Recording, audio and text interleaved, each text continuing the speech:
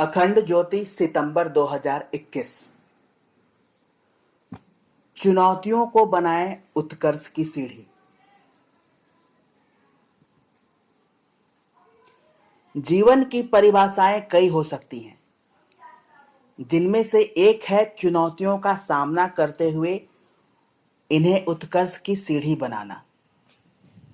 वह जीवन ही क्या जो चुनौतियों से, संघर्षों से भरा हुआ न हो।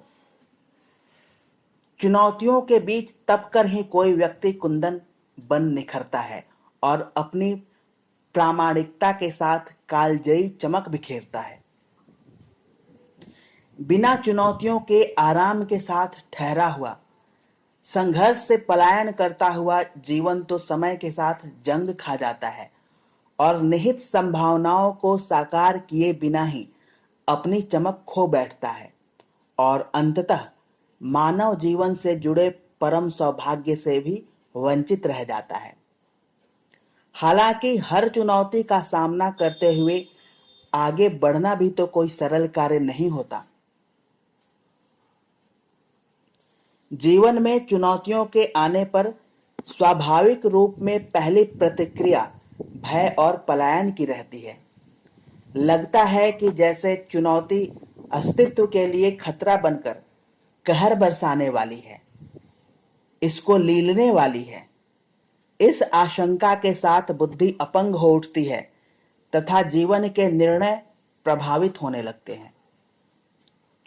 भय और सुरक्षा से प्रेरित इस मनस्थिति में कई बार व्यक्ति ऐसे अदूरदर्शी निर्णय ले बैठता है जिनके लिए बाद में पश्चाताप करना पड़ता है।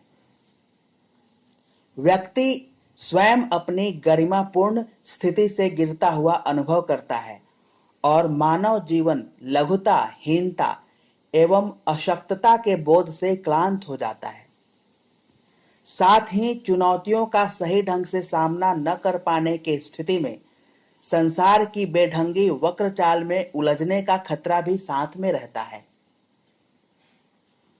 आपसी मनमुटाव, कलह क्लेश, ईर्ष्या द्वेष, विरोधियों की दुर्भिसंधियों के भंवर में उलझने की संभावनाएं भी ऐसे में बढ़ जाती हैं।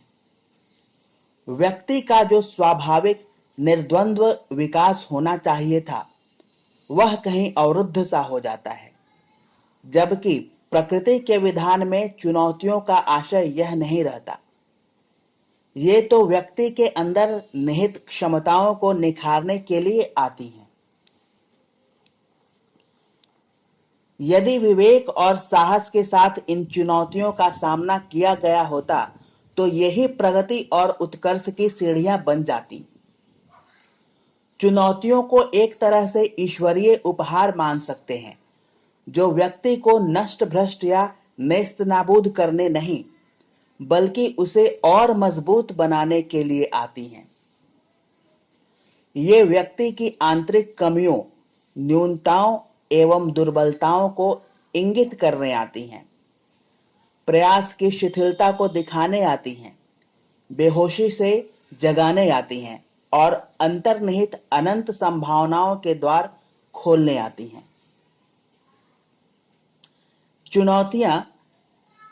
ये चुनौतियां जीवन की अपूर्णता की ओर चीख चीख कर इशारा करती हैं, जिससे कि व्यक्ति आवश्यक पात्रता का विकास करते हुए, अंतर्निहित संभावनाओं को साकार करते हुए पूर्णता के पथ पर होशो हवास के साथ आगे बढ़ सके। इस तरह चुनौतियों को अपने उत्कर्ष एवं प्रगति की सीढ़ी कैसे बनाएं, इसके लिए पहला चरण है कि इनको अपना हितचिंतक मानते हुए इन्हें सहर्ष स्वीकार करें। इनके साथ जुड़े भय और शंका के दुर्बल भाव का सामना करें। फिर इनमें निहित आवश्यक संदेश को समझें और इस संदेश को ठोस कार्य योजना में बदलें और आवश्यक योग्यता और पात्रता को विकसित करते हुए अभिष्ट लक्ष्य की ओर बढ़ें। इस संदर्भ में चुनौतियों को स्वीकार करने का साहस रखना एक महत्वपूर्ण चरण रहता है।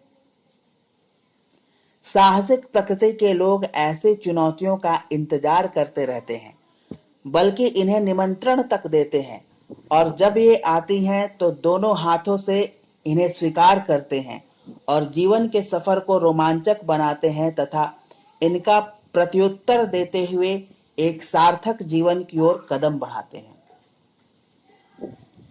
किसी ने सही कहा है कि चुनौतियां जहां जीवन को रुचिकर बनाती हैं, तो वहीं इन पर विजय जीवन को अर्थपूर्ण बनाती हैं।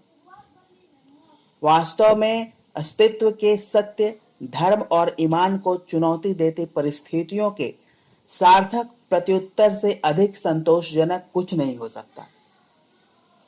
यहाँ सावधानी की भी आवश्यकता रहती है, ताकि चुनौतियों का जवाब देते देते कहीं व्यक्ति स्वयं संसार के विषम प्रवाह में न उलझ जाए।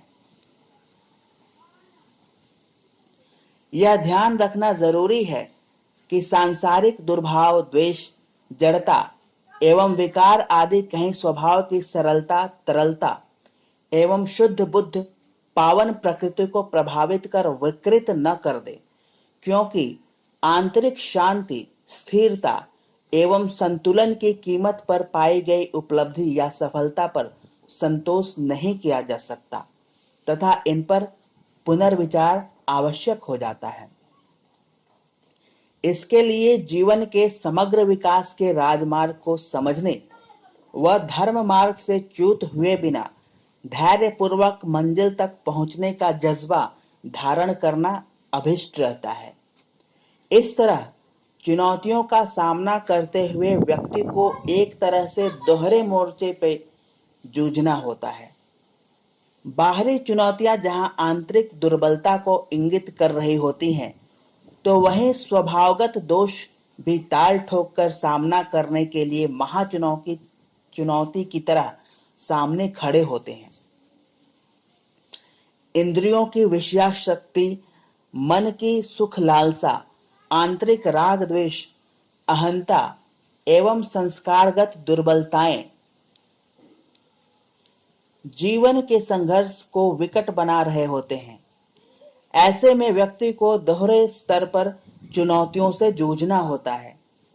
बिना आध्यात्मिक समझ के इनका सार्थक प्रत्युत्तर संभव नहीं हो पाता।